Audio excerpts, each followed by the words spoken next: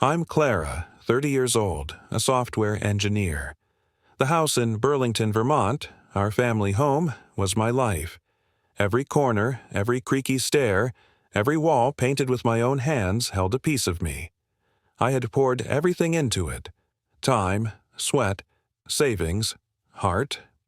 I had believed naively that this sanctuary was mine, untouchable. But last night, during dinner, that illusion shattered. My mother slammed her fork onto the table with a force that made the silverware leap. The sound cut through the air like a verdict being delivered. "You have 48 hours to get your stuff out," she yelled, voice sharp as a knife. "The house is your sister's now." I froze. My father didn't look up from his plate, eyes cold, impassive, and my sister, who had been living thousands of miles away in California, who had barely stepped foot in this home for years, was suddenly handed everything I had built. All the sweat, all the nights I stayed awake repairing floors, repainting walls, paying bills. They meant nothing to them. I felt the room spin, the air thick, suffocating, every word they spoke slicing through me. But arguing would do no good, so I did what I always do when faced with injustice. I retreated, silently, to my room. I gripped my phone tightly. My mind raced, crafting a plan they would never see coming. They thought I would leave quietly. Wrong. In 48 hours, when my sister walked through that door, she would wish she hadn't. The next morning, I woke to the heavy weight of betrayal. I'd spent years keeping this house alive, even when it seemed like everything was falling apart. After my parents' financial crash 5 years ago, I had taken on the mortgage myself, $80,000 over 3 years, while they did nothing. My salary as a software engineer covered it. Every extra hour at the office paid toward keeping this home ours. I hadn't hesitated. This house wasn't just bricks and wood. It was the proof of my devotion, the testament to my effort, the heart of my family. I remember the bank's call, threatening foreclosure. My father sat at the kitchen table, head in his hands, papers scattered like confetti of doom. My mother's voice trembled as she paced. "We're going to lose everything," she whispered. I couldn't let that happen. I drained my savings, worked double shifts, paid off the loan. Relief flashed on their faces, fleeting and empty. I had thought it meant something. I painted the living room a warm beige, replaced warped floorboards, repaired the creaky stairs. Every nail, every brushstroke was a promise that I could hold this family together. My sister, meanwhile, lived her life in California, distant and disconnected. She called maybe twice a year, always busy, always dismissive. When I mentioned the mortgage or repairs, she laughed. "That's your thing, Clara," she said once, voice dripping with disdain. I sent photos of the living room. New curtains, the sofa I had saved months to buy. No reply. I told myself it didn't matter. I was doing it for us, for the family, for what I thought was love. At night, I'd walk the halls I had repaired, run my hands along walls I had painted, feeling the pulse of a home I had built. But cracks were forming beneath the surface. My parents leaned on me more and more, their praise for my sister growing louder than anything they said to me. Every call about her life, her career, her success in California was a reminder that I was no longer their favorite. I ignored it. I told myself it was normal. But last night's dinner proved me wrong. Their decision wasn't just unfair, it was a slap in my face. Every dollar I spent, every hour I worked, every sleepless night, they had been erased by a single sentence. I walked to the living room, staring at the sofa I had bought with my overtime checks. It wasn't just furniture. The TV, the washer, the curtains, everything was mine, and suddenly it was no longer enough. If they thought I would just walk away, they were wrong. I was still in control. I was still the one who had built this life. And when my sister stepped into this house, she would see it. Every corner, every wall, every sacrifice. She would feel what it meant to take from me what I had given everything to keep. Not if I could help it. I pulled out my laptop, my hand steady now, adrenaline coursing through me. I wasn't going to beg. I wasn't going to cry. I would make them see exactly what they were throwing away, the life I had built, the sacrifices they'd ignored. By early afternoon, I needed answers.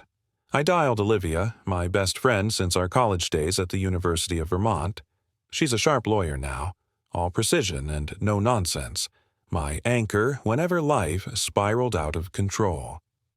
Sitting on my bed, surrounded by the walls of our Burlington family home, I spilled every detail from last night, my mother's fork slamming down like a verdict, the 48-hour ultimatum, my father, silent, and the house handed to my sister without a word.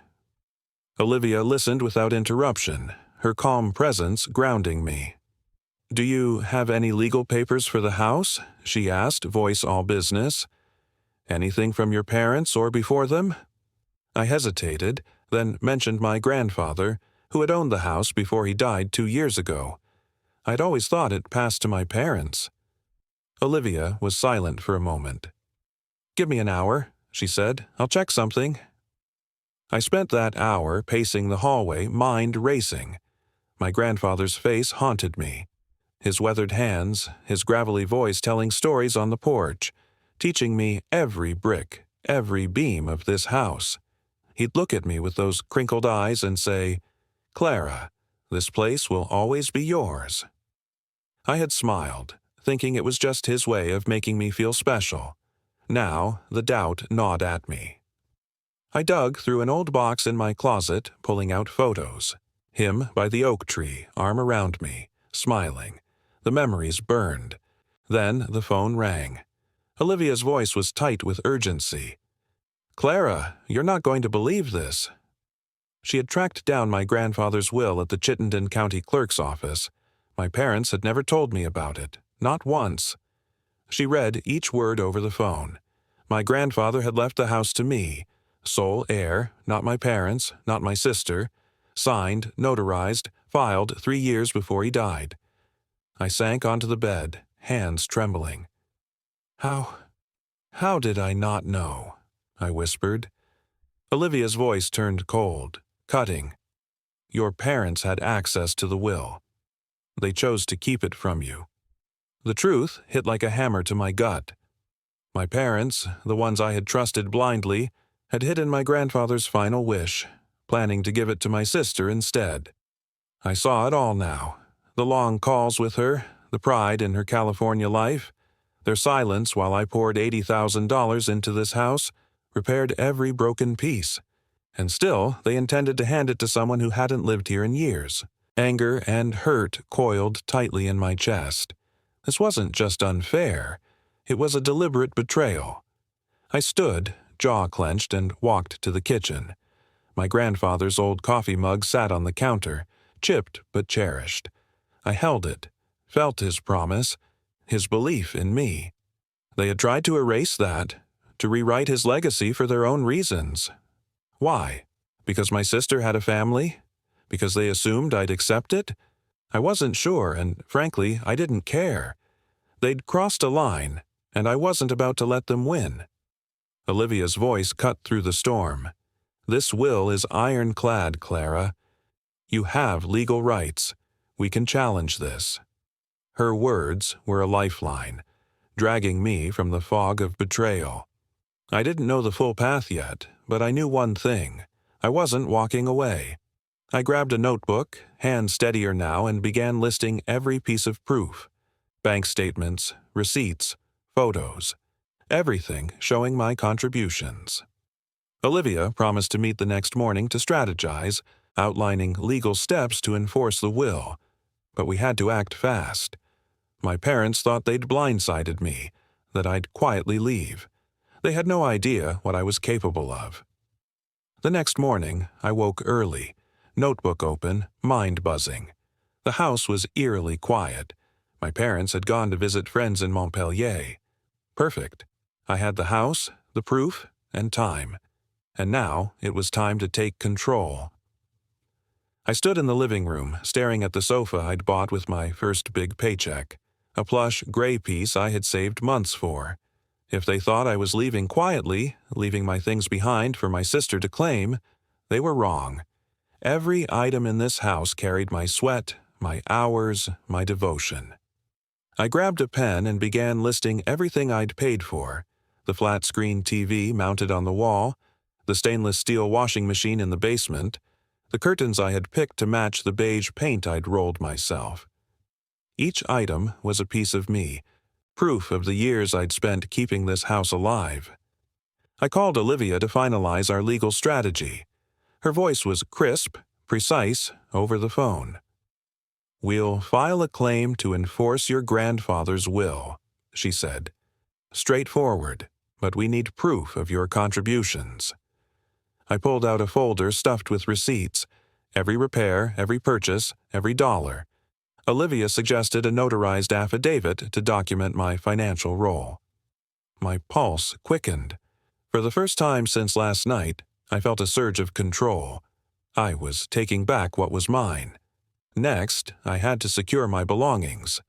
Searching online, I found Green Mountain Movers, a local company with strong reviews. I called, speaking to a man named Tom, explaining I needed a rush job. "Can you do it today?" I asked, voice firm.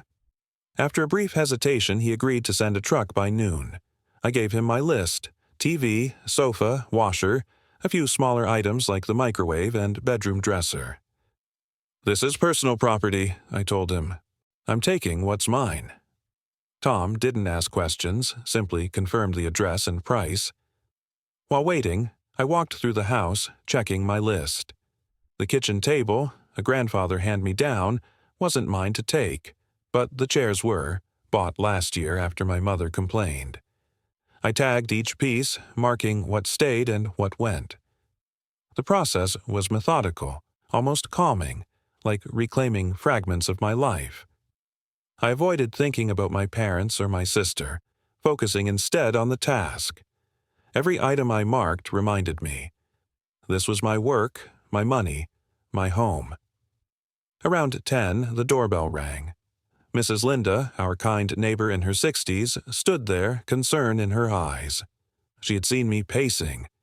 "You okay, Clara?" she asked softly. I didn't tell her about the will or the family betrayal. It was too raw. I simply admitted I was moving things out. "It's complicated," I said, forcing a smile. She squeezed my arm. "You've always been good to this house. Whatever's happening, you don't deserve it." Her words hit deep, a quiet validation. Soon after, Mr. William, another neighbor, stopped by, dusty from his morning shift. He had known my grandfather well, swapping fishing stories. "This place meant a lot to him," he said, glancing around. "And to you." I nodded, speechless. Their support grounded me, reminding me I wasn't entirely alone, even if my family had turned their backs. I thanked them, promising to explain later. They left, and I turned back to my work. By noon, the movers arrived, a 3-man crew with a white van. I walked them through the house, pointing out the tagged items. They worked quickly, hauling the sofa and TV to the truck, wrapping the washer in blankets. Watching my things leave felt surreal, like dismantling my life, but also right. I wasn't giving my sister a free ride. Olivia called, confirming our meeting time and reminding me to keep moving receipts. "This strengthens your case," she said. I agreed, resolve hardening. By late morning, the house felt emptier, but I felt stronger. My parents and sister thought they could erase my place here. They were about to learn otherwise. By mid-afternoon, the house was hollow, my belongings gone. I stood in the living room, walls bare, echoing the absence of my sofa and TV. Then a sharp knock at the door. I opened it to find my sister, Brianna, standing there, suitcase at her feet, eyes narrowed as if she already owned the place. She had flown in from California, expecting to walk into a fully furnished home.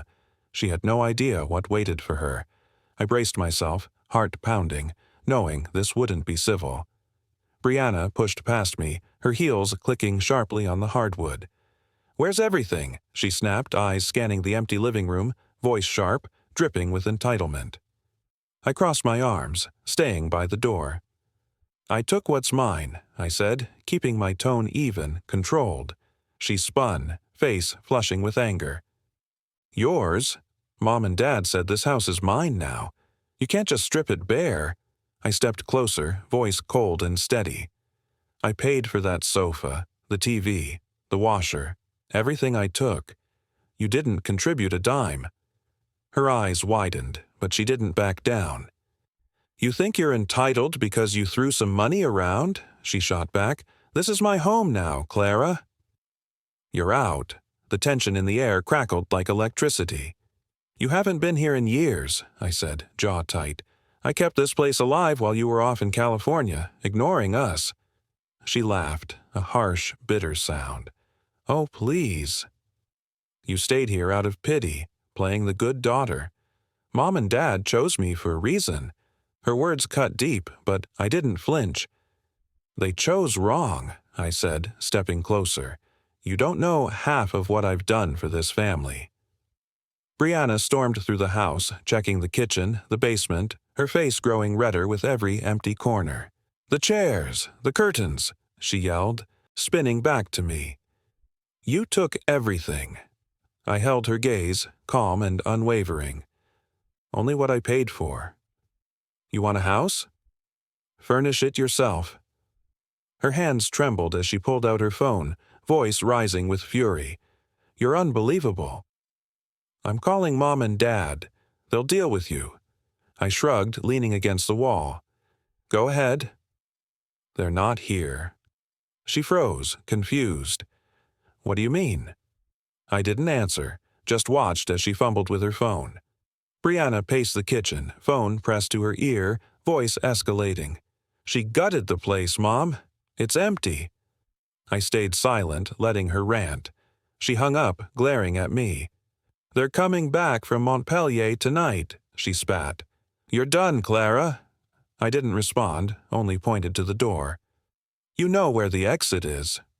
She grabbed her suitcase, muttering under her breath, storming out and slamming the door so hard the frame rattled. My heart pounded, but my resolve was iron. Brianna thought she could waltz in and claim everything. She had no idea what was coming. That evening, I sat at Olivia's apartment in downtown Burlington, my belongings safely stored in a nearby unit. My phone buzzed relentlessly, my mother's name flashing on the screen. I let it go to voicemail, knowing exactly what was coming.